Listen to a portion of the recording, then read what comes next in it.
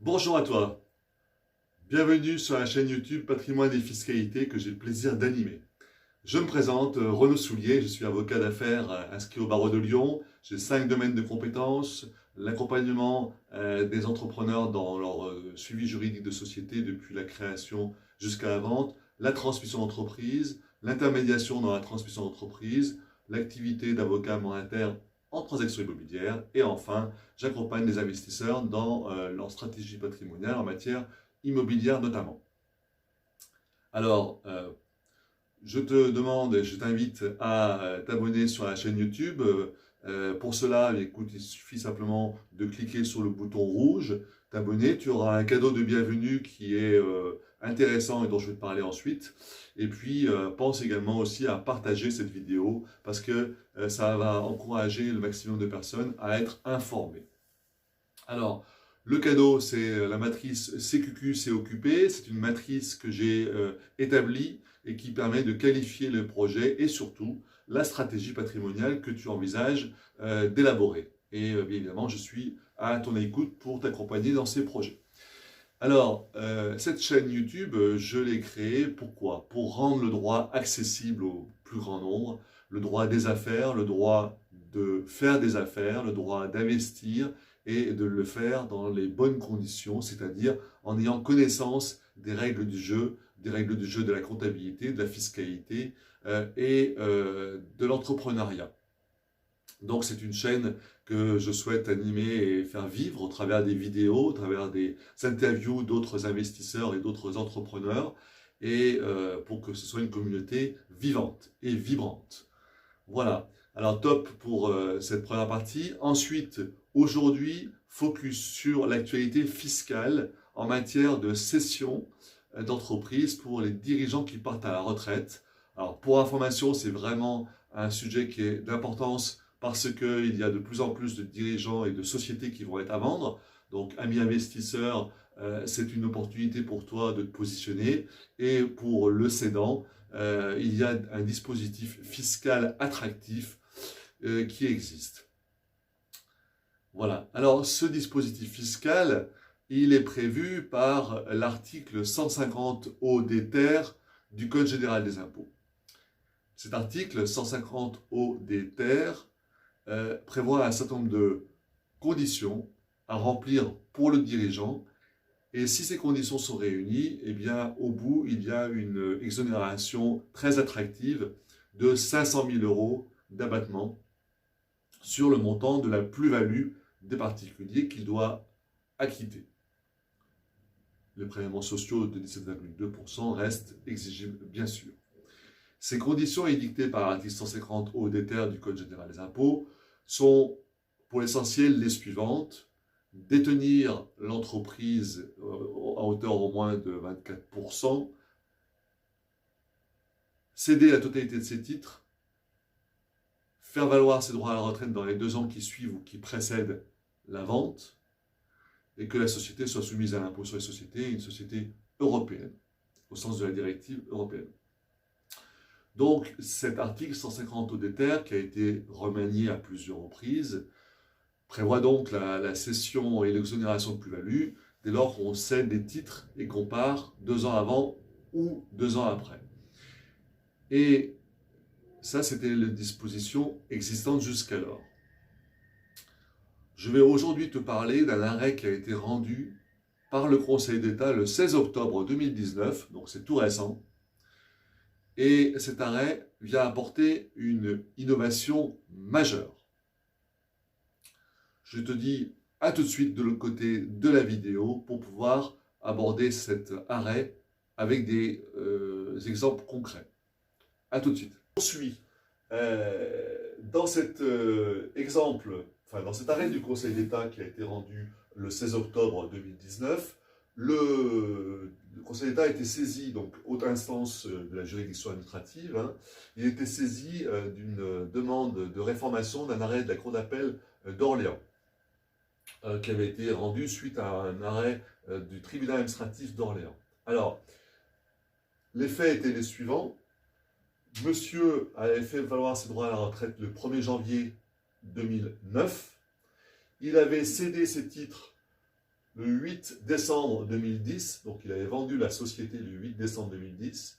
Il avait conclu le 3 janvier 2011 un contrat de travail dans le cadre d'une convention de prêt de main-d'œuvre entre la société cible et une société holding dont il était devenu salarié, donc contrat de travail de directeur puis de directeur commercial. Et ensuite, il avait cessé ses fonctions de salarié fin 2012.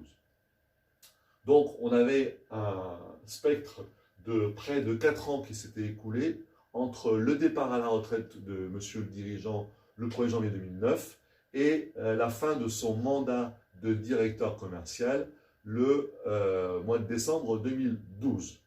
Et aussi bien le tribunal administratif d'Orléans que la cour d'appel d'Orléans avaient donc rejeté la demande d'exonération de plus-value du contribuable au motif que plus de 2 ans s'étaient écoulés entre la cession des titres et le départ à la retraite du dirigeant et que du coup, il ne remplissait pas les conditions édictées par l'article 150 au des terres du Code général des impôts. Et le Conseil d'État, le 16 octobre, vient casser cette décision et poser le principe que pour bénéficier de l'abattement du dirigeant, le cédant doit cesser ses fonctions dans la société et prendre sa retraite dans les 4 ans entourant la vente de la société, et non pas 2 ans avant ou 2 ans après. Donc désormais, on dispose d'un délai de 4 ans entre le départ à la retraite et la fin effective des fonctions salariées du dirigeant, étant entendu, bien évidemment, que dans l'intervalle, la vente des titres est intervenue. Alors, cela induit des conséquences pratiques. Ces conséquences pratiques sont les suivantes.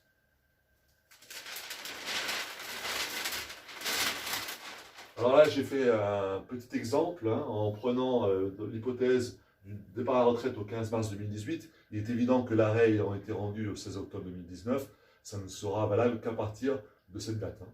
Donc, 15 mars 2018, retraite, cession au 15 mars 2020 et cessation des fonctions salariées au plus tard au 15 mars 2022. Ce qui laisse 4 ans aux dirigeants pour organiser la cession de son entreprise, la vente de départ, le départ à la retraite et la fin des fonctions salariées.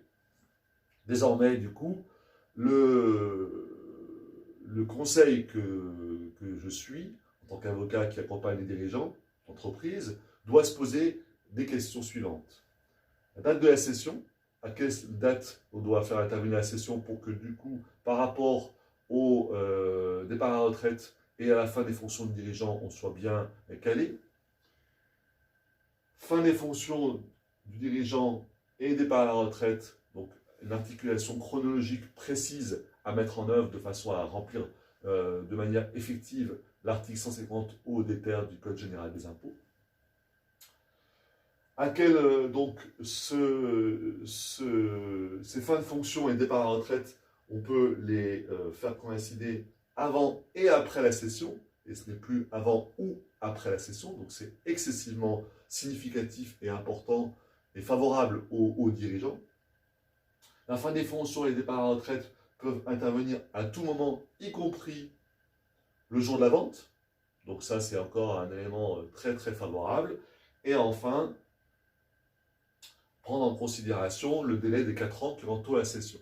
Donc ça, ce sont des points qui sont excessivement importants. Alors, il y a une question qui n'a pas encore été tranchée dans le cadre de cet arrêt. C'est la suivante, c'est de savoir, dans le cadre d'une cession progressive des titres, puisque comme je vous l'ai indiqué, le dirigeant doit céder tous ses titres quand il en a moins de 50% du capital, mais lorsqu'il a plus de 50% du capital, il peut faire une cession en palier. Et à ce moment-là, se posera la question de savoir comment apprécier cette période de 4 ans au fil de l'eau, puisque l'arrêt du Conseil d'État, sur ce point, n'a pas tranché. Voilà. Voilà les observations et surtout les commentaires d'actualité fiscale que je voulais apporter. C'est technique, mais c'est d'enjeux patrimonial conséquents, considérables au regard du nombre de sociétés qui sont à vendre dans les prochaines années. J'espère que cette vidéo t'a plu, t'a apporté du contenu, de la matière. Je te demande de liker cette chaîne, bien sûr, de la partager au plus grand nombre, de faire valoir cette information, de la rendre accessible à tous et surtout également de me dire en commentaire comment je pourrais apporter de la valeur à tes projets patrimoniaux, de façon à ce que je puisse, au travers de tes demandes, aiguiller le contenu de ma chaîne et lui apporter le maximum d'ajustements pour que ça colle